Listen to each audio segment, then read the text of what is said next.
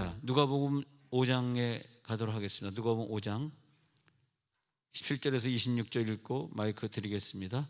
누가복음 5장 17절부터 읽겠습니다.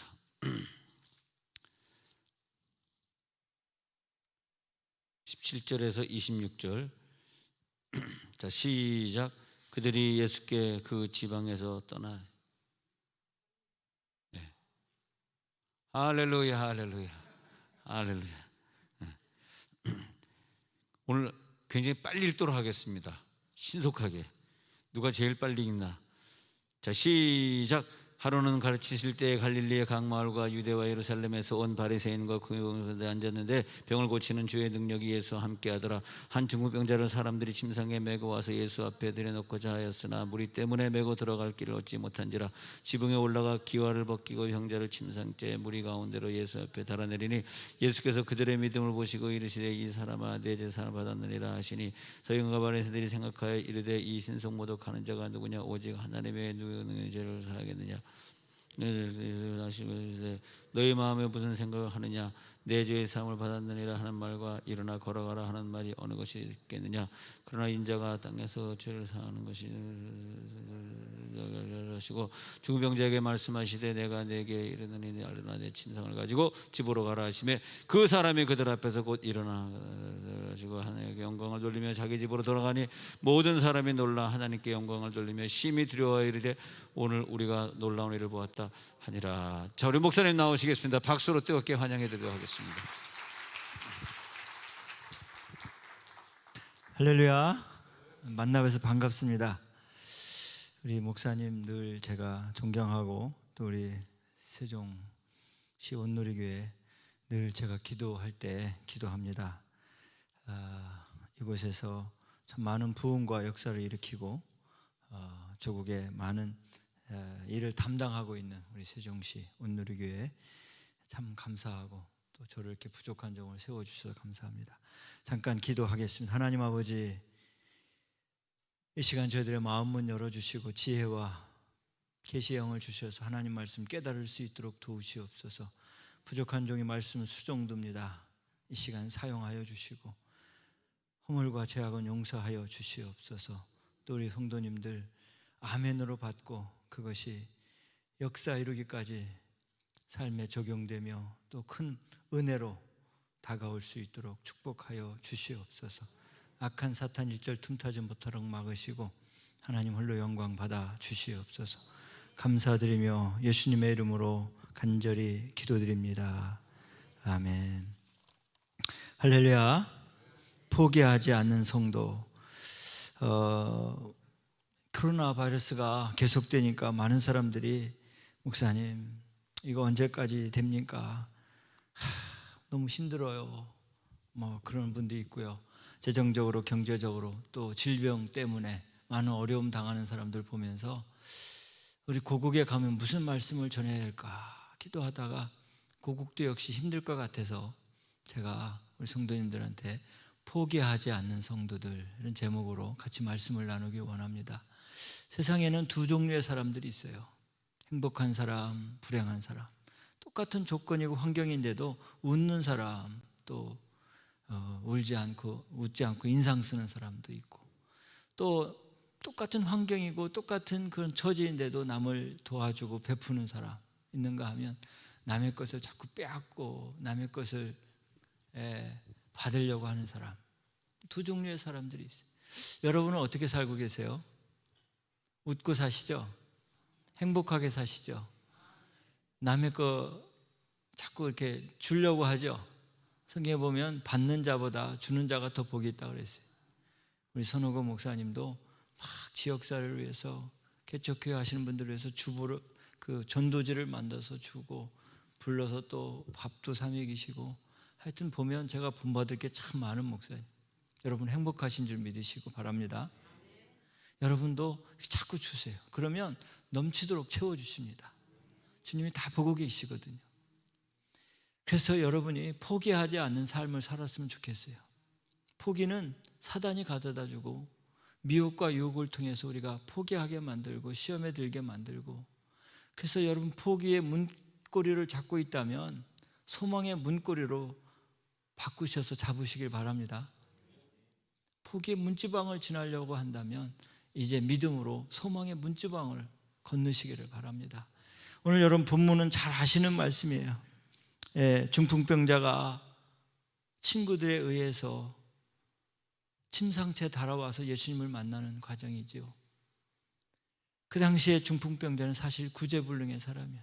어느 사람 하나 거들떠보지 않는 사람. 그러나 그가 믿음으로 예수님 앞에 가야 했어요. 그리고 예수님 앞에 나왔던 거예요. 포기하지 않은 거 아니에요. 그리고 결국은 육신의 질병을 고침받을 뿐 아니라 뇌 제사함을 받았느니라. 아멘. 역시 포기하지 않는 사람. 내 생에 이런 일이 있으면 이제 끝났다. 그냥 될 대로 살자. 이렇게 포기하는 사람이 있는가 하면 마지막까지 포기하지 않는 사람이죠. 주님이 포기하지 않으셨는데 왜 내가 포기하는가? 그래서 포기하지 말아야 되는 이유를 제가 오늘 3가지로 말씀드리고 싶어요. 첫째는 여러분 질병이 있어도 포기하지 말기를 바랍니다. 여러분 가족 중에 질병이 있다 하더라도 포기하지 마시길 바랍니다. 질병은 많은 종류가 있어요. 육체적인 질병도 있고 정신적인 질병도 있고 마음의 질병도 있고 또 그 신앙의 질병도 있어요. 그러나 여러분 포기하지 마시길 바랍니다. 오늘 중풍병자는 친구들 아니면 움직일 수 없는 사람이었어요. 침상채 거기까지 예수님께까지 갔다는 것, 그것 역시 얼마나 대단한 거예요. 나 좀 고쳐달라 믿음으로 간 거예요. 여러분 포기하지 않기를 바랍니다. 중풍병에 걸렸지만 예수님께 가면 낫겠다는 믿음이 있는 거예요. 믿음을 가지고 포기하지 않기를 주님의 이름으로 축원합니다. 이사야서 43장에 보면 1절 이렇게 말씀합니다. 야곱아 너를 창조하신 여호와께서 지금 말씀하시니라. 이스라엘아 너를 지으신 이가 말씀하시니라. 너는 두려워하지 말라. 내가 너를 구속하였고 내가 너를 지명하여 불렀나니 너는 내 것이라. 네가 물 가운데로 지날 때에도 내가 너와 함께 할 것이라. 강을 건널 때에도 물이 너를 짓물지 못할 것이라. 네가 불 가운데 지날 때에도 타지 아니할 것이요 불꽃이 너를 사르지 못할 것이라. 아멘. 믿는 사람은 이러한 믿음이 있어야 돼요. 여러분 포기하지 않기를 바랍니다. 제가 지난번에 와서 얘기했는지 모르겠어요. 우리 조카 이야기를 제가 가끔 하는데 우리 조카가 중학교 2학년 때 와가지고 대학교까지 졸업하고 몇 개월 전에 여기 다시 와서 군생활하고 있어요. 근데 그 조카가 아버지가 목사님이에요. 평택에서 개척교회를 해가지고 지금은 천안에 와서 이제 목회를 하고 있는데 제가 방문을 해서 밤에 자고 아침에 세수하려고 그랬더니 찬물밖에 안 나오는 거예요. 여러분 지금 집에 우리 집 찬물밖에 안 나오는 사람 손 들어보세요. 제가 도와드릴게요. 없죠? 이렇게 하면 온수 나오고 이렇게 하면 뭐 이렇게 하여튼 나오잖아요 다. 근데 형님 집에 가서 하룻밤 자고 세수하려고 그랬더니 찬물밖에 안 나오는 거예요. 그래서 형수님 하고 쳐다봤더니 세수대에다가 데우고 있는 거예요. 그래서 섞어주는 거예요. 이렇게 후후 저어주는 거예요. 그래서 그때 세수했어요. 아직도 물론 10년 전이지만 이런 집이 있구나. 참 너무 마음이 아팠어요. 그래 그 부담감을 가지고 뉴욕에 갔는데 몇 개월 후에 형님 전화 왔어요. 동생 아우 목사님 우리 아들이 뉴욕 가고 싶다는데 좀 한 달만 좀 데리고 있을 수 있냐. 근데 갑자기 찬물 사건이 생각이 나는 거예요. 찬물 세수했지. 그래요 형님 그럼 비행기표만 해서 보내세요. 제가 영어도 가르치고 한 달 동안 잘 해다가 보낼게요. 근데 얘가 왔는데 존 F 케네디 공항에 왔는데 뚱뚱한 놈이 이렇게 와가지고 큰아빠 이러는 거예요. 그래 한 달 동안 잘 있다 가라. 그래서 맨하탄 데리고 가서 또 한 달 동안 놀면 뭐예요? 구경하면서 여기 학원에 다녀봐라. 그래서 제가 학원에 데리고 가있어요. 그 영어 이 테스트를 하는데 모르는 거예요. 그리고 또 중학생이고 그리고 6개월을 등록해야 거기 받아준대요. 그래서 얘는 한 달밖에 안 돼서 제가 사정 해가지고 얘 한국에서 왔다고 얘 좀 키워달라고 막 사정을 했더니 그 영어 선생님이 이렇게 보더니 사정이 안 됐으니까 그러라고 그래가지고 돈 조금 주고 이렇게 해가지고 한 달 동안 다니는 거예요. 제가 전철 타고 왔다 갔다 하고 시간 나면 제가 다니고 싶은 데도 다니고 제가 처음에 가가지고 다 설명해 줬어요. 이건 업스테이트로 가고 이건 다운스테이트로 가고 이렇게 타고 이렇게 다 가르쳐 줬어요. 그리고 교회 옆에다가 방이 교육관인데 그거다가 먹을 거 다 채워주고 네가 찾아 먹고 지금 배고프면 나한테 전해, 내가 밥 사줄게. 그래가지고 이제 있는데 한 2주 됐어요. 아이들하고 농구도 하고 막 교회에서 재밌는 거예요. 영어도 배우러 다니고. 근데 수요 예배 오늘처럼 이렇게 드렸는데 봉투가 하나 올라왔어요. 감사헌금 이희영. 그래서 하나님, 내가 여기 뉴욕에서 공부할 수 있고 이제 유학생활 할 수 있도록 인도해 주셔서 감사합니다. 딱 읽다가 예배 끝나고 기도해 주려고 있다가 주여, 그대로 기도해 줬어요. 그리고 예배 끝나고 희영아 일로 와봐. 너 이따가 이제 2주 남았어. 너 지금 2주 있었고 2주 있다 이제 한국 가면 못 오는 거야. 유학이 아니야 지금. 너 지금 뭘 잘못 알고 있는데. 아니에요 큰아빠, 제가 기도했더니 하나님이 나를 유학할 수 있도록 해준대요. 이러는 거예요. 담임 목사가 되고 성도가 올린 그 기도 제목을 어떻게 아니라고 할 수 있어요? 응답받았다는데. 그래서 우리 형님이 커네디컷 살아요. 형님한테 전해. 형님 조카 왔잖아요. 아니 얘가 갑자기 성경 그 헌금을, 감사헌금을 올렸는데 제가 기도해서 응답받았다는데 어떻게 하면 좋아요? 그랬더니 걔가 상위 몇 % 하나 알아봐라 그러는 거예요.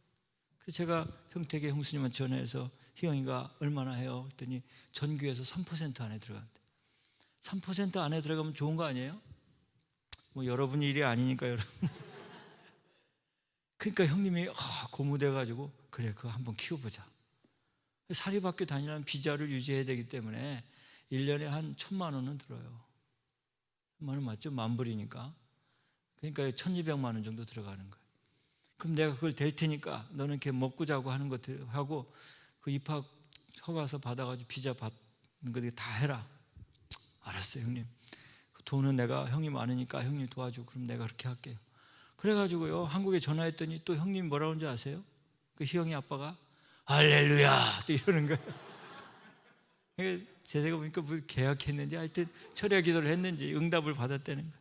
그래가지고 애가 2주 있다가 들어오면 대사관에 가서 인터뷰해서 비자를 받고 다시 오는 비행기 다 믿고 왕복 다 끊어가지고 8월 말에 와가지고 다 받아가지고 인터뷰해서 돼가지고 다시 와서 9월 초부터 학교를 다닌 거예요. 안 믿어지죠? 근데 걔는 돈 연대까지 하나도 안 됐어요. 중학교 2학년부터 고등학교, 대학교 4학년 1학기 마치고 지금 군대 가 있는데 군대에서도 너무 잘하는 거예요. 왜냐하면 자취생활 해보고 영어도 잘하니까. 그래서 난 사단장 표창 받을 줄 알았는데 인제 군수 표창장 받아가지고 지금 판문점에서, 왜 김정은하고 계단 왔다 갔다 문재인 대통령 했잖아요. 거기서 지금 근무한대. 그리고 이제 끝나면 복무 끝나면 다시 와서 미국에서 이제 대학 공부 마치고 미국에 이제 취직하려고 해요. 걔는 돈 안 들었어요. 뭐가 있었어요? 믿음이 있었어요. 아니 그 조그만 중학교 2학년이 믿음이 있으니까 하나님 그렇게 밀어주시는 거예요. 이 안제 중풍병자 사실은 사람들이 다 거들떠보지도 않는 거예요. 세상적으로는 사실 구제불능이에요. 친구들의 도움 없이는 예수님께로 올 수도 없는 사람. 이리 살다가 죽지 뭐 하면 죽는 거예요. 그러나 그에게 예수님 만나면 고침받을 수 있다는 믿음이 있었다. 여러분 질병에 걸려도 포기하지 말기를 바랍니다. 여러분 가정에 질병이 있는 분이 있어도 포기하지 마시길 바랍니다. 많은 사람 제쳐놓고 힘드니까 그냥. 우리 월 목사님 사모님이 치매에 걸렸는데 가끔 막 전화 와요. 목사님한테. 이 목사 나 너무 힘들어.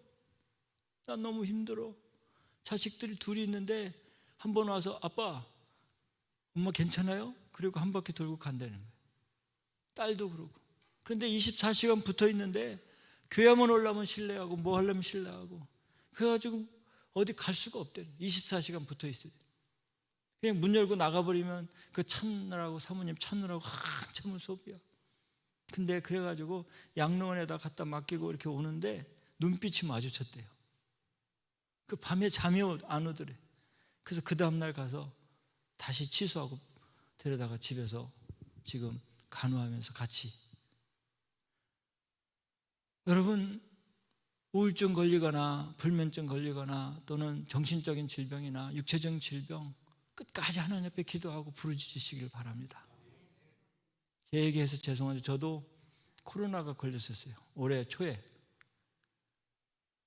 제가 걸리니까 아들 둘 걸리고 제 사모 걸리고 4명이 걸린 거예요. 근데 누가 먼저 걸린지 몰라요. 우리 아들이 먼저 가서 받아보니까 PCR 검사하니까 양성이 나온 거예요. 우리 집사람이 가니까 또 양성이 나온 거예요. 우리 아들이 가니까 또 딸은 밑에 살고 장인 장모님 95세 88세 밑에 사는데 우리는 그렇다 치더라도 장인 장모님이 95세 88세인데 큰일 난 거예요. 그래가지고 밑에 못 내려가게 바리케이트 치고 음식은 그 계단에 놓으면 갔다가 드시게 하고 이렇게 해가지고 이 4명이 똘똘 뭉쳐가지고 기도하고 얼마나 기도했는지 몰라요. 근데 여자는 강하더라고요. 같이 걸려서 너무 힘들고 무기력하고 냄새도 못 맡고 또 열나고 막 이러는데 집사람이 권사님한테 전화해서 음식 좀 밖에다 갖다 놓으라고 부탁드립니다. 그래가지고 갖다 놓으면 그걸 막 만들어가지고 끼니 때마다 삼시세끼 막 해가지고 막 애들한테 누워있으면 와서 밥 먹게 하고 저도 그러고 잘 먹으니까 기운이 생기더라고요. 그러니까 여러분 아플 때 잘 먹어야 돼요. 토해도 계속 먹어야 돼요. 또 설사해도 계속 먹고 그래야 에너지가 남게 해야 돼요. 그래가지고 2주 만에 일어나는 거예요. 매일 전화 와요. CLC에서 뭐 먹었냐, 오늘 증세가 어떠냐, 네 아들은 어떠냐, 네 와이프는 다 물어. 30분씩 하루에. 그만 좀 전화하라고. 난 아픈 거보다 네가 전화하는 게 더 힘들다 그랬더니 이거는 자기 자비래. 그러면 자기가 내일 못 오니까 다른 사람이 전화한대. 그 사람 전화하지 말라고. 나 괜찮다고. 아니 우리 자비래.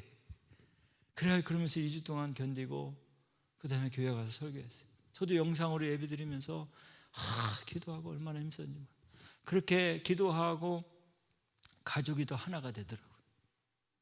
지금은 다 건강해.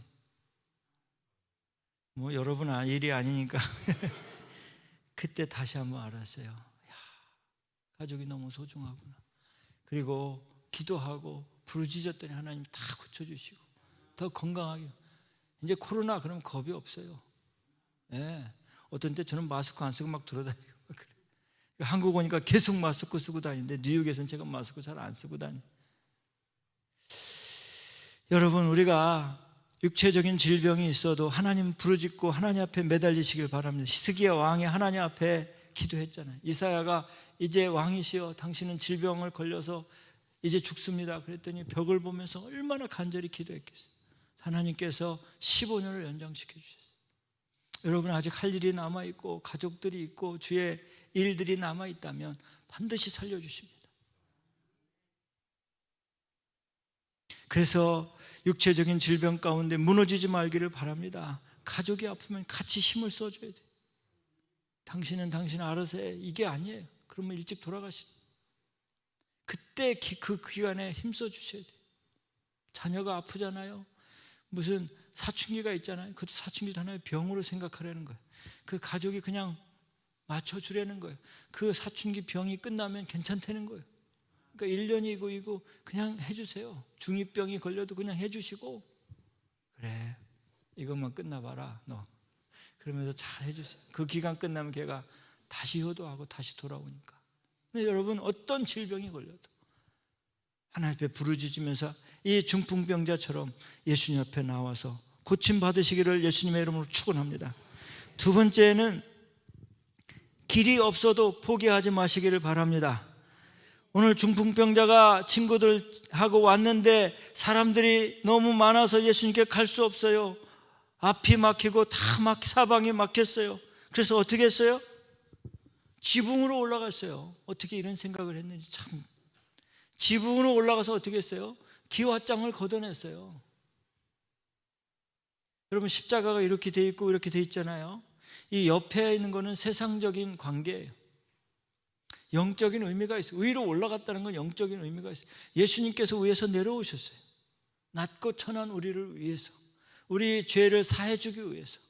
기와장을 지붕에 올라가서 걷어냈다는 것은 영적인 의미가 있어요. 여러분 하나님으로부터 받은 거는 변하지 않아요. 세상적인 거는 언제든지 변하고 세상적인 관계는 언제든지 깨지고 부서지지만 하나님으로부터 오는 거는 변하지 않습니다. 저와 여러분이 앞길이 막혀 있습니까? 때로는 취업의 문이 막혀 있고, 때로는 축복의 문이 막혀 있고, 때로는 사업의 길이 막히고, 때로는 결혼의 길이나 물질의 관계 속에서 어려움을 겪고 있습니까? 주님과의 관계에서 여러분 회복하시기를 예수님의 이름으로 축원합니다.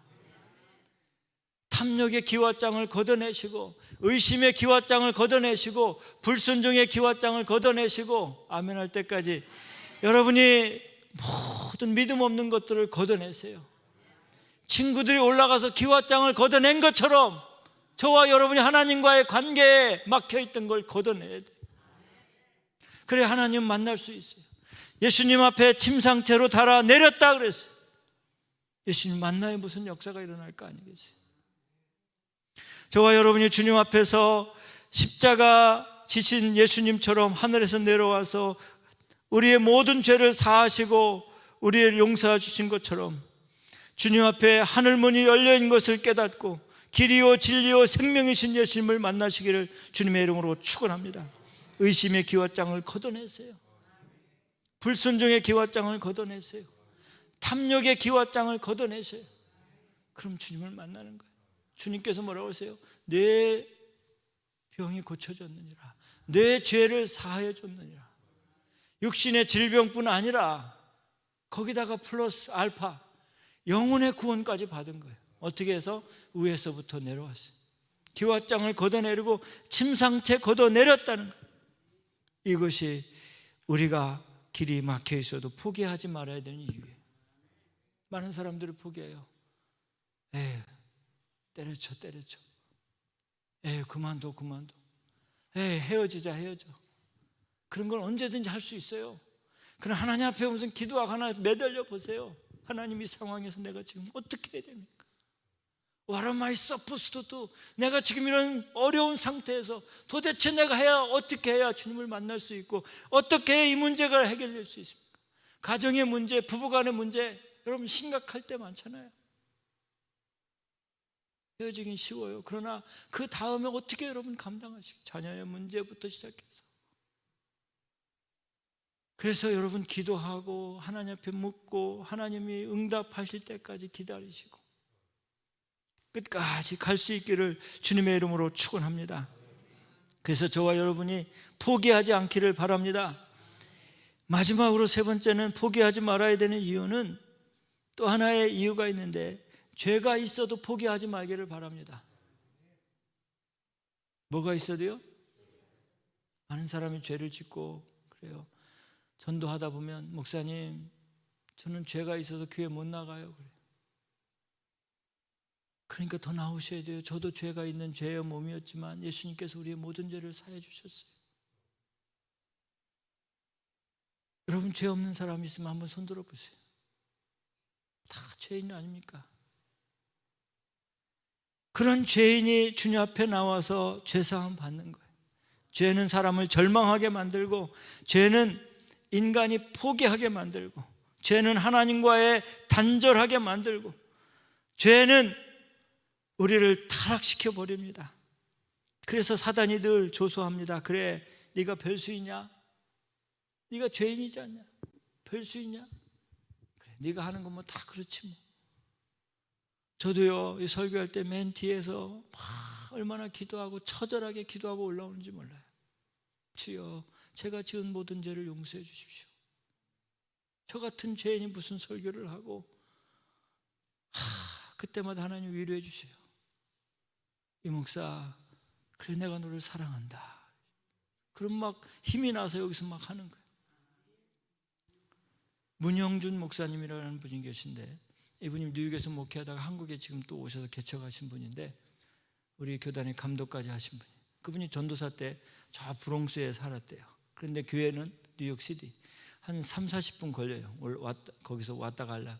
주일날 아침에 늦어가지고 시동을 걸고 막 사모님한테 빨리 나오라고, 우리 찬양해야 된다고. 주일날 이제 앞에서 찬양을 인도하고 사모님은 피아노를 치는데, 시동 걸고 기다리는데 안 나와. 10분이 걸려도 안 나오고 15분이 걸려도 안 나오고, 여보 빨리 나와 그랬다는 거예요. 사모님이 알았어요. 그리고 안 나오는 거예요. 한 20분 지나서 나오는데 두 딸을 안고 업고 머리를 깨끗이 비춰가지고 또 머리를 따가지고 이 옷을 잘 입혀가지고 나오느라고 시간이 걸린 거예요. 그러니까 전사님이 그런 거 준비하려면 새벽부터 준비해야지 지금은. 그러니까 당신이 좀 도와주면 빨리 나올 수 있는데 나와가지고 뭘 잘났다고 그렇게 시동 걸고 빨리 나올 소리 지르냐고. 그래서 싸운 거예요. 그러니까 막 늦었으니까 이 전사님이 막 이렇게 온 거예요. 브롱스에서 뉴욕 오는 그 대로로 오면 막 막힐 것 같으니까 숏컷으로 온다고 골목길로 오니까 뒤에서 또 사모님이 그랬다는 거예요. 꼴자로 시작하는 거 있잖아요. 그 다음에 갑자로 또 끝나는 게 꼴값하네 이런 거예요 뒤에서. 왜냐면 전사님 막 이렇게 하니까 군자 대로라고 큰 길로 가야지 말이야 이렇게. 그러니까 전사님이 또 화가 난 거예요. 누구 때문에 늦었는데 왜 그러는데 그러면서 그 안에서 부흥회가 일어났네. 좋은 부흥회가 아니라 막 여기 왔다 갔다 하고 막 딸 둘이서 다 듣고 있네. 사모님은 또 우네. 근데 이제 교회 도착해가지고 막 그러니까 다 준비되어 있으니까 막 사람들 막 와 있고 그러니까 찬양을 준비하려고 기타를 딱 맸는데 사모님은 또 강하신 분이란 거야. 나 준비됐다고 빨리 하라고. 그렇게 싸웠는데 사모님은. 그 이제 전사님 돌아서 가지고 기타 줄을 매는 척 하면서 하는데 도저히 찬양이 안 나오더라고요. 왜냐하면 부흥회를 했잖아요. 지금 막 쌍욕도 하고 막. 주여, 이 죄인이 무슨 찬양을 합니까? 어떻게 성도님들 앞에서 제가 아무렇지도 않게 찬양을 마지막 날에 막 이러면서 찬양을 하겠어요? 그 울고 있는데 주님께서 위로를 주시대요. 아들아, 내가 너를 사랑한다. 그래가지고 전사님 울면서 그날따라 그렇게 눈물이 나오더래요. 막 찬양하는데 막 앞을 볼 수 없으니까 울면서 찬양하는데 성도들이 다 울더래요. 죄가 있어도 하나님 앞에 회개하고 예배를 드려야 돼요. 죄가 있어도 하나님 앞에 용서받고 회복되어야 돼요. 죄가 누적되고 딱딱하게 굳어지면 그게 떨어지지가 않는 거예요. 그래서 여기 용산에 무슨 용산 교회에 있는데 김학인 목사님이라는 분이 계시대요. 그 후임이 이용골 목사님이신데 필라에서 목회하시다 지금 은퇴하셨는데 그분이 우리 교회 부흥 집회하면서 그러시더라고요. 그 김학인 목사님이 70대부터 오셔가지고 그랬대요. 이용골 목사님한테 이 목사님 내가 목사님 잘못한 거 있으면 용서해 주세요. 아니 목사님 저한테 후임 자리를 넘겨주시고 얼마나 잘하시는데 무슨 죄가 있어요. 아니야 목사님 내가 잘못한 거 있으니까 빨리 용서해 주세요. 아니 목사님 없어요. 아니야 빨리 용서한다고 얘기해 주세요. 참 목사님 제가 용서해 드릴게요. 그러니까 고마워요 그러시더래요. 근데 그분이 90세까지 거의 사셨는데 20년 동안을 만나는 사람마다 가서 목사님 혹시 제가 잘못한 거 있으면 용서해 주세요 그랬다는 거예요. 저도 요즘에 만나는 사람마다 우리 교회에 있던 부목사나 부교육자 있으면 목사님 제가 혹시 우리 교회에 있을 때 잘못한 거 있으면 용서해 주세요. 무슨 목사님 잘못한 아니 빨리 용서해 주세요. 저도 그의 관계가 회복되는 거예요. 설령 없다 하더라도 혹시나 또 있을지 모르잖아요. 그 회복되는. 여러분 성경에 보면요 저와 여러분의 죄를 주님께서 동이 서에서 먼 것 같이 멀리 하시고 뭐라고 기억하지도 않으신다고 그랬어요. 주님을 한번 용서하시면 우리 사람처럼 뒤끝이 있는 게 아니에요. 깨끗이 잃어버리세요. 그 여러분이 주님 앞에 예배 드리기 전에 와서라도 회개하시고 깨끗. 물론 2000년 전에 우리의 모든 죄를 사해 주셨어요. 그럼에도 불구하고 우리는 아직도 예수님의 성품에 담지 못해서 아직도 짓는 죄들이 많아요. 그런 모든 죄들을 주님 앞에 해결 받으셔야 돼요. 그래야 관계가 회복되는 거예요. 시편 103편 10절 한번 비춰줄 수 있어요? 같이 한번 읽어볼까요? 시편 103편 돼요? 네, 조금 아까 해주시더니 안 해주시네. 시편 103편 10절에 보면 네, 이렇게 기록이 돼서 제가 한번 읽어드리겠습니다.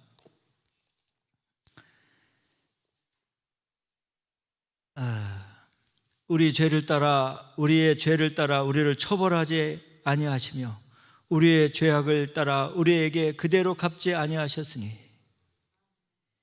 우리 죄대로 할 수가 없는 거예요. 그 다음에 12절 한번 비춰주세요. 동이 서에서 먼 것 같이 우리의 죄가를 우리에게서 멀리 옮기셨다 그랬어요.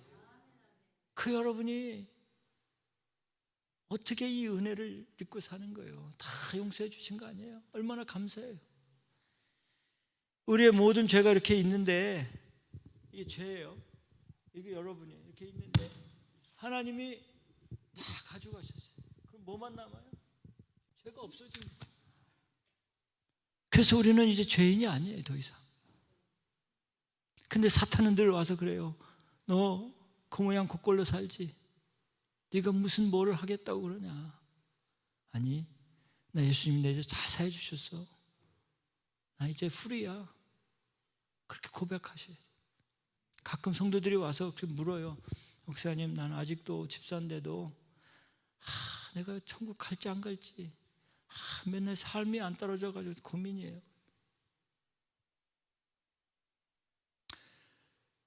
히브리서 10장 9절 한번 비춰주시겠어요? 히브리서 10장 9절 10절 한번 비춰주시면 좋겠는데,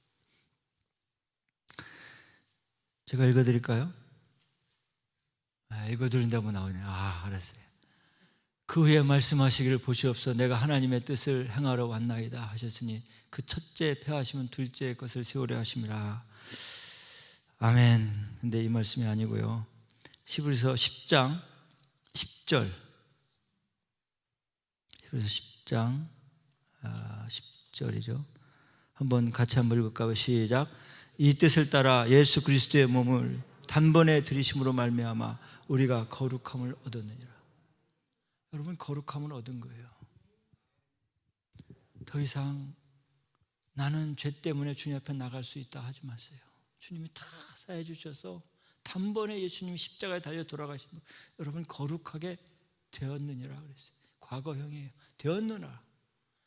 될 것이다, 된다가 아니에요. 되었느니라. 여러분, 자녀들이 아무리 잘못해도 자녀를 버릴 수 있어요? 아버지와 아들과의 관계는 버릴 수 없는 거예요.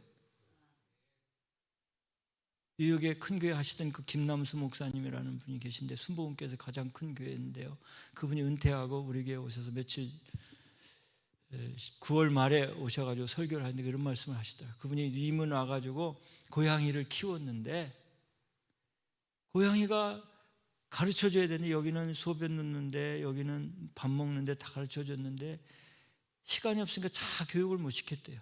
신방 갔다 오면 막 책도 어떤 때는 막 찍고 막 다 어지러 놓고 아무 데나 대변 놓고 소변 놓고 그래요. 그래서 어느 날 신문을 말아가지고 그 고양이 앞에서 너 다시 한 번만 이러면 내가 너 갖다 버릴 거야 소리를 쳤대. 그 고양이가 듣는지 안 듣는지 미야옹 하고 가더래. 그런데 어느 날 신방 갔다 오니까 소파를 뚫고 거기서 솜을 다 빼고 뭐 스펀지를 빼고 성경책을 찢어놓고 그랬더래요. 그래서 고양이를 차 뒷차에다 싣고 쫙 뉴저지까지, 뉴욕에서 뉴저지 한 3시간 걸리거든요.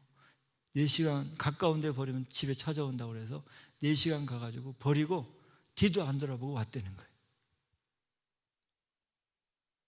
그랬더니 그 설교를 학생들 앞에 했더니 학생들이 그래, He is bad guy. 우리 목사님 아주 나쁜 사람이야. 애들한테 그러면 당연히 그러죠. 그런데 이 목사님은 아들이 있는데, 아들이 이 범죄에 연루돼 가지고 변호사 만나고 또 판결 받고 3년 반 동안 그 징역사를 하는데, 올 때마다 창피하고 마음이 아파서 갖다 버리고 싶은 생각이 많더래. 그래서 내가 버려야지. 그런데 도저히 버릴 수가 없더래. 왜? 아들이니까. 여러분, 창피하다고 아들을 버릴 수 있어요? 딸이 속썩인다고 딸을 버릴 수 있어요? 아니, 버릴 수 있는 사람은 버릴 수 있겠죠. 내가 다시는 너 안 본다고. 그런데요, 마음은 그렇게 하고 말은 그렇게 해놔서도 마음에는 가슴을 담고 사는 거예요. 자식이 먼저 죽으면 갖다 묻지만 어디다 묻냐면 마음에 묻는다는 거예요. 그러니까 평생 그런 거예요. 버릴 수가 없대요. 고양이는 갖다 버렸는데 아들은 버릴 수가 없다는 거예요. 여러분, 하나님이 여러분을 위해서 예수 그리스도를 보내주셔서 단번에 죽으심을 여러분 거룩하게 만들었는데, 우리가 죄 때문에 쭈삣쭈삣하고 할 일 못하고 예배 제대로 못 드리고 길티 필링 갖고 그 늘 이렇게 주저하고 산다면 하나님 원하시는 게 아니에요. 여러분 자식들이 와가지고 자기 할 말 안 하고 학교에서 무슨 토좀 맞았는지 막 이런데 부어 갖고 와서 얘기 안 하잖아요. 부모의 가슴은 어떻게 해요? 속상한 거잖아요. 엄마 나 이런 문제가 있는데 좀 해결 좀 해서. 아빠 나 누구한테 맞았는데 걔가 매일 교문 앞에 서서 때려. 아빠가 좀 해결 좀 해. 얘기해야 될 거 아니에요. 그렇죠? 얘기를 안 하는 거예요. 그리고 학교를 안 가고. 누가복음 15장에 보면요, 탕자가 있잖아요. 탕자가 아버지 재산을 분깃을 자기 걸 받아가지고 허랑방탕하겠어요. 나가서 다 탕진하다가 돼지 쥐염 열매를 먹다가 우리 아버지 집에는 품꾼이 많은데 내가 돌아가서 품꾼의 하나로 써달라고 해야겠다. 아버지한테 갔더니 상거가 먼데도 앞에 나와서 뽀뽀해주고 안아주고 목욕시켜주고 반지 끼워주고 새신 신겨주고 새 옷을 입고 살찐 송아지를 잡고 잔치를 벌이는 거예요. 그러면서 이 탕자가 아버지한테 아버지 나는 아버지의 아들로 더 이상 할 수가 없어요. 나를 품꾼의 하나로 써주세요. 무슨 소리냐? 네가 나가서 죄질 때도 역시 내 아들이었고 네가 돌아왔을 때도 내 아들이었고 지금도 내 아들이다. 누가 뭐라고 해도 너는 내 아들이다. 근데 큰아들은 그러잖아요. 아빠 아니 나는 아버지 곁에 떠난 적이 없는데 왜 나를 위해서는 저렇게 한 번도 안 하고 저 나쁜 놈 돌아오니까 저렇게 해주냐고. 그 뭐라 그래요? 네 것이 내 것이다. 네 것이 다 내 것이 다 네 것이 아니냐. 우리는 정죄하기 쉬워요. 저놈은 저 세상에서 막. 그런데요, 그 정죄함으로 여러분이 정죄당하는. 남편 정죄하지 마세요. 사랑해 주세요. 사람은 사랑의 대상이에요. 사랑하면 살 수밖에 없는. 부족해도 품어주셔야 돼요. 서로가 정죄하면 정죄 안 하는 사람 누가 있겠어요? 아버지 마음을 가지고 탕자를 받아주고 죄 있는데도 불구하고 다 용서해주고 덮어주고 안아주는 것처럼 네가 역시 내 아들이다. 언제 네가 내 아들이 아닌 적이 있었느냐? 어찌 내가 너를 품꾼의 하나로 쓰겠느냐? 너는 여전히 내 아들이다. 그럼 우리가 위축되며 살 필요 없습니다. 겸손해야 하지만 하나님 앞에서 당당하게 사시기를 주님의 이름으로 축원합니다. 제사함 받고서 예수를 안 뒤 나의 모든 것이 다 변했고 지금 나의 가는 길 천국길이오요 주의 피로 내 죄를 씻었네. 나의 모든 것 변하고 그 피로 구속받았네. 하나님은 나의 구원자 되시니 내게 정죄함이 없겠네. 이런 믿음이 여러분의 있기를 주님의 이름으로 축원합니다. 다윗도 하나님 앞에 회개하고 다시 주님 앞에 섰을 때 하나님께서 전무한 왕으로 세워주셨어요. 요나도 하나님 앞에 회개하고 돌아왔을 때 니느웨로 보내서 사명을 감당케 하셨습니다. 사도 바울도 회개하게 해서 다시 쓰시고 삭개오 같은 사람도 착복하고 사기치던 사람도 하나님 앞에 나와서 자기가 앞으로 남의 것을 토색하지 않겠다. 만약 토색하면 4배를 갚겠다. 자기의 재산 절반을 많은 어려운 사람에게 주겠다 그랬어요. 이런 변화가 있어요. 성경에 보면 주님 앞에 죄졌던 사람이 나와서 하나님 앞에 회개하는 거예요. 목사인 저도 회개해야 되고 장로님도 회개해야 되고 권사님도 나와서 회개해야 되고 남편을 잘 섬기지 못해서 회개해야 되고 부인을 속삭인 거 용서해야 되라고 기도해야 되고 부모님을 잘 섬기지 못한 걸 하나님 앞에 나와서 회개해야 돼요. 사람과의 관계에서도 여러분 회개해야 돼요. 믿습니까? 여보 내가 잘못했어.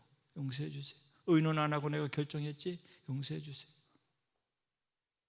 제가 지난 토요일 날 저 청량리에 신방을 갔어요. 여기 와서 신방을 갔는데 남편이 미워 죽겠대요. 왜 그러냐 그랬더니 남편이 45억을 시행 그 건물을 땅을 사가지고 건물을 지어서 팔고 그러니까 시행 사업을 하는데 45억을 사기 맞았대. 그래가지고 남편이 배기 싫었는데 그게 몇 년 만에 이렇게 회복이 됐는데 요번에 또 의논 안 하고 마트를 하나 구입해가지고 그 사업만 해도 잘해 먹고 사는데 마트를 해가지고 일을 저질러가지고 이 점장 하나만 잘 두면 되는 줄 알고 점장을 뒀는데 그 점장이 비인기 종목을 상품을 5억 7억 같이 사가지고 마당에까지 다 싸놓고 뭐라 그랬더니 그만두면 될 거 아니냐고 그만둔 거예요. 그러니까 이게 다 떠안고 가서 막 이 부인이 막 해야 되니까 너무너무 힘들어가지고 지금 4개월째 죽겠다고 그러십니다. 그 마음 이해하는데 남편을 미워하지 마세요. 그냥 딱 쳐다보는 거예요. 목사님도 남자. 그래서 그래, 그게 아니라 다 아픔으로 남고 그 다 후회로 남는 거라고. 뭐 그분은 그렇게 하려고 그렇겠냐고. 점장 하나 믿고 이렇게 해서 나갔는데 여기서 회복되려면 두 분의 관계가 제일 중요하다고. 그리고 주기도문을 가르쳐줬어요. 내가 내 남의 죄를 사해준 것 같이 내 죄를 사해준다. 여러분, 이런 어려울수록 힘을 합쳐야 돼요. 갈라디아서에 보면 6장 9절에 내가 선을 행하되 낙심하지 말지니 포기하지 아니하면 때가 이름에 거두리라 말씀하고 있어요. 남편을 미워하고 부인을 미워하면요, 야고보서에 보면 기도가 막힌다 그랬어요. 고개만 숙이면 미움이 있어가지고 기도가 안 되는 거예요. 그런데 용서하고 긍휼히 여기면 기도가 됩니다. 그를 위해서 용서하는 게 아니라 나를 위해서라도 용서를 해주고 기도할 수 있기를 바랍니다. 한번 따라해보세요. 그를 위해서 용서하는 것도 용서지만 나를 위해서 용서해 주자. 그럼 긍휼이 여겨져요. 그럼 기도가 나와요. 그분을 위해서 기도하게 돼요. 저도 목회하면서 왜 미워하는 사람이 없지 않겠습니까? 힘든 사람이 없겠습니까? 그런데 목사가 남을 미워하고 어떻게 설교를 할 수 있으며 기도할 수 있겠어요? 고개만 숙이면 용서를 빌고 그분을 용서해 주고 손을 내밀든 안 내밀든 내가 먼저 가서 내밀어 주고 그러니까 설교도 되고 그렇더라고요. 여러분도 마찬가지일 거예요. 사랑이 많은 사람이 용서합니까? 사랑이 적은 사람이 용서합니까? 사랑이 많은 사람, 부모가 자식을 용서하는 그래서 하는 거예요. 우리 교회 지미체라는 분이 계신데 그분이 헬리콥터 사건이 있어요. 헬리콥터 사건. 그게 뭐냐면 일찍이 가서 자식 셋을 키웠는데 다 바쁘게 키우느라고 한국말을 안 가르친 거예요. 그러니까 영어만 하는 거예요. 영어만 하면은 국제 결혼할 확률이 많아요. 한국 애하고 결혼하는 게 아니라 미국 사람을 데리고 와서 며느리 삼고 또 사위 삼는 거예요. 근데 아들 둘, 딸 하나인데 이 둘째 아들, 막내 아들이 외국 여자랑 결혼을 한 거예요. 그래서 아들 둘을 낳은 거예요. 손자가 둘인데 그 집을 이제 땡스기빙하고 방문을 했는데 헬리콥터를 사고 간 거예요. 헬리콥터가 이렇게 누르면 빙 해서 막 도니까 얼마나 좋아요. 근데 그 아들이 뭐라고 하냐, 아빠 우리 집에 올 때는 장난감을 사오지 마. 아빠 보시다시피 방 하나가 다 장난감 잘 살아요. 장난감 꽉 차 있는데 그 할아버지 마음이 또 그렇게 했어요. 이게 보다 보니까 너무 좋으니까 손자 갖고 준 거예요. 근데 이제 이 손자가 거기 헬리콥터가 너무너무 좋으니 자기 방에서 막 이렇게 하고 있는데 땡스기빙 상을 딱 차려놓고 이제 그 아들이 손자를 부른 거야. 야 나와서 밥 먹자 그랬는데 안 나오는 거야. 엄마가 3번 불렀는데 안 나오고 아빠가 2번 불렀는데 안 나와. 그러니까 아빠가 가가지고 혼을 내는 거예요. 미국에서는 이게 때릴 수는 없으니까 혼자 앉혀놓고 타임아웃이래요. 타임아웃. 그럼 혼자 앉아서 네가 뭘 잘못했는지 생각하라는 거예요. 방 안에 혼자 앉아서 움직일 수가 없는 거예요. 그게 타임아웃이. 그래서 5분이면 5분, 10분이면 10분 이렇게 주는 거예요. 그럼 자기가 앉아서 생각을 하는 거예요. 학교에서도 마찬가지. 그런데 이제 타임아웃 시켜놓고 왔는데 이 지미철이라는 분이 야 가서 아무개 내려오라 그래. 아빠 너 지금 타임아웃 시간이라고. 야 할아버지 할머니 와서 같이 먹는데 걔 없으면 내가 밥이 넘어가냐. 내려오라 그래. 너 아빠. 그러니까 할아버지가 화를 낸 거예요. 가서 데리고 와. 그러니까 그 아들이 뭐라고 하는지 아세요? 아빠, 엄마 go out. go out. 아빠, 엄마 나가세요. 그 밥도 못 먹고 나온 거예요. 땡스기빙 때 가족이 다 모였는데. 그래가지고 1년 동안 연락을 안 하는 거예요. 어느 날은 편지를 써갖고 와가지고 목사님, 이 편지를 목사님 다 번역 좀 해주세요. 그 아이가 한글을 몰라요. 내가 다 썼는데. 근데 첫 줄에 보니까 I am so sorry, my son 이렇게 쓴 거예요. 그걸 제 번역하면서 얼마나 울었는지 몰라요. 사실 할아버지 잘못한 게 뭐 있어요? 그런데 사랑이 많으니까 1년을 그렇게 지내니까 너무너무 와이프도 그렇고 자기도 그렇고 가슴이 답답하니까 할 수 없어서 I am so sorry, my son. 그 제가 몇 장을 해가지고 책을 만들어줬어요. 그 편지를 번역해가지고 그거 갖고 와서 주고 화해가 됐어요. 그 지난 코로나 바이러스 그 여름에는 와가지고 맛있는 것도 사다가 놓고 가고 지금 너무너무 감사하다고 그래요. 사랑이 누가 많아요? 아버지가 많으니까 아들한테도 그렇게 쏘리 하는 거예요. 그걸 보면서 내가 주님의 사랑을 다시 한번 깨달았어요. 여러분, 죄가 있어도 주님 앞에 회개하고 용서를 빌면 하나님이 다 사해 주셔요. 히브리서 10장 10절 말씀처럼 단번에 우리를 위해서 죄를 사해 주시고 우리를 거룩하게 만들어 주셨어요. 그래서 우리는 거룩한 사람이에요. 비록 겉모습은 이래도 하나님께서 우리를 거룩한 의인으로 만드셨어요. 믿습니까? 그래서 여러분을 건드리면요 주님이 가만하지 않습니다. 이스라엘 백성들을 건드린 아멜렉 족속 가만 안 놔뒀어요. 이스라엘 백성들이 가나안 땅을 올 때 모압과 암몬이 길을 터주지 않았어요. 그래서 영원히 총회에 들어오지 못하도록 만들어버렸어요. 왜? 내가 사랑하는 백성을 길을 터주지 않았다는 거예요. 여러분, 우리가 하나님 앞에 사랑을 입고 살아가는 분들인데 정말 하나님 앞에 회개하는 마음으로 죄를 지어서도 포기하지 않기를 주님의 이름으로 축원합니다. 말씀을 정리합니다. 민수기 14장 18절에 내가 나의 삶을 두고 너에게 맹세하노니 너희 말이 내 귀에 들린 대로 내가 너희에게 행하리라 말씀하셨습니다. 여러분이 하는 말들 이제 그만두지 뭐, 이제 헤어지지 뭐, 이제 다 끝났어, 그러지 마세요. 여러분이 행한 말대로 그대로 이루어져요. 그래서 말이 얼마나 중요한지 몰라요. 제가 몇 년, 10년 전에 와서 우리 손우구 목사님 계실 때 여러분 마음대로 보내세요. 뉴욕에 마음대로 보내시면 제가 책임지겠습니다. 제가 말을 했어요. 근데 순종을 얼마나 잘하시니 그 겨울에 20명을 보내고 매년마다 6명, 5명씩 보내가지고 제가 힘들어도 계속 그들을 섬기는 거예요. 왜? 제가 한 말이 있어가지고 믿음대로 되는 거예요. 우리 목사님이 믿고 보내시는 거예요. 근데 내가 어떻게 믿음을 저버릴 수 있어요? 그 제가 한 말인데 어떻게 또 거부할 수 있어요? 그래서 늘 세종시 온누리교회를 생각하면 사랑이 넘치는 교회, 믿음이 충만한 교회. 그 제가 잊을 수 없어서 매일 아침마다 기도하는 거예요. 마지막 예화 하나를 말씀드리고 마치려고 합니다. 이 예화를 그 새 에덴교회 소강성 목사님이 말씀하는 걸 제가 너무 좋아서 적어놨는데요. 여러분, 황영주 선수 아시죠? 1992년 바르셀로나 올림픽에 금메달 딴, 저랑 나이가 같아요. 저보다 이틀 후에 태어났더라고요. 그럼 제가 나이가 나오는데, 근데 황영주 선수가 국가대표 뽑혀가지고 붙여준 감독이 정봉석 감독이라는 분이에요.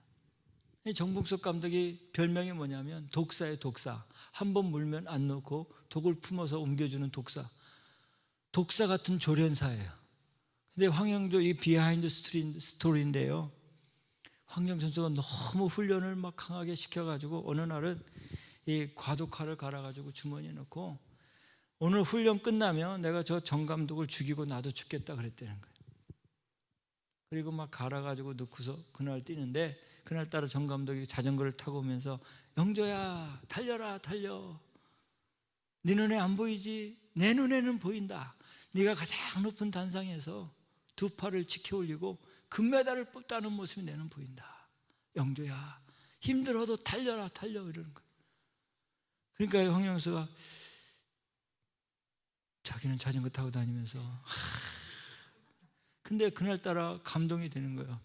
그래서 오늘은 참고 내일 하자, 대서를 치르자. 그날은 참았대는. 그 다음날 이제 또 가로수 넣고 가는데 그날따라 또 막 더 강력하게, 영조야 영조야 달려라 달려, 네 눈에 안 보이지 내 눈엔 보인다. 가장 큰 단상에서 두 팔을 지켜 올리고 금메달을 목에 걸고 환호하는 모습이 내 눈에 보인다.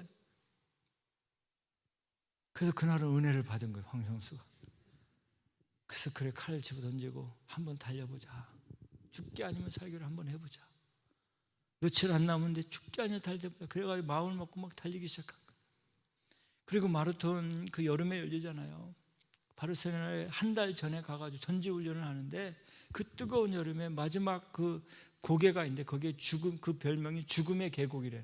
죽음의 고개. 거기를 넘어서야 우승을 하든지 뭘 완주를 하든지 한다는 거예요. 한 달 전에 가서 현지 적응 훈련을 하는데 매일 정봉수 감독이 그랬다는 거예요. 뭐라고요? 한번 같이 해볼까요? 영조야 영조야 달려라 달려, 네 눈에 안 보이지 내 눈에는 보인다. 가장 큰 단상에서 네가 두 팔을 지켜 올리고 꽃다발과 금메달을 목에 걸고 환호한 모습이 내게 걸린다. 매일 그렇게 했다는 거예요. 그래서 이 죽음의 계곡까지, 지옥의 계곡까지 넘었다는 거예요. 근데 황영 선수가 그때 기록이 세계 8위였대요. 8위. 일본 다마구치인가 그 선수가 1등이고 케냐 선수 뭐 이렇게 다 이렇게 기사성 같은 사람이 앞에 있고 다 출전했는데 8위인데 정봉수 감독이 그런 거예요. 스타트라인에 서가지고 출발을 했습니다. 여러분, 마라톤은 올림픽의 꽃이라 맨 마지막에 중계방송 해주잖아요. 그때 런닝메이트가 누구였냐면 김한기 선수였대. 김한기 선수. 런닝메이트가 있어요. 쇼트트랙을 하더라도 같이 이렇게 딱 막아주고 이렇게 하는 선수가 있다가 빠지는 거예요. 자기는 너무 힘드니까. 그 김한기 선수 런닝메이트 뛰다가 어느 순간 빠지고 이제 혼자 달리게 됐는데, 일본 선수가 물을 탁 채갖고 이제 먹잖아요. 뛰면서 막 뛰면서 먹잖아요. 근데 딱 채다가 이게 다리를 삐끗해가지고 그때 뒤떨어지기 시작하는 거예요. 그래서 우승 후보가 뒤떨어지니까 일본 선수 하나가 악착같이 막 따라 올라오고 둘이 달리는 걸 볼 수 있어요. 40km 정도 왔을 때 이 황영수가 뒤에 아무도 없는 걸 느낀 거예요. 그 막 달리는데 여러분 유튜브 보시면 이 몬주익 메인 스테디움, 그 올림픽 경기장을 100m 달리시 달리는 거예요. 그래가지고 진짜 1등을 했어요. 뭐 때문에? 영조야 달려라 달려, 네 눈에 안 보이지 내 눈엔 보인다. 네가 가장 높은 단상에서 두 팔을 지켜 올리고 네 목에 금메달 모습이 내가 보인다.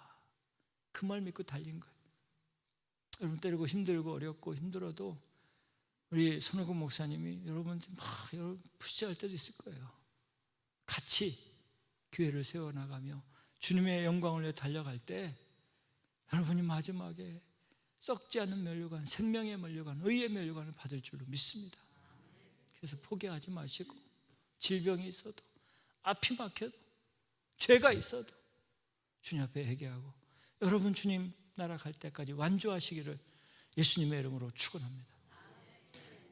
우리 반주 한번 해주시겠어요? 한번 기도 한번 하겠습니다. 여러분 생각하면서, 하나님, 내가 여러 가지 힘들고 어렵지만 다시 한번 달려보겠습니다. 주님, 저에게 힘을 주시고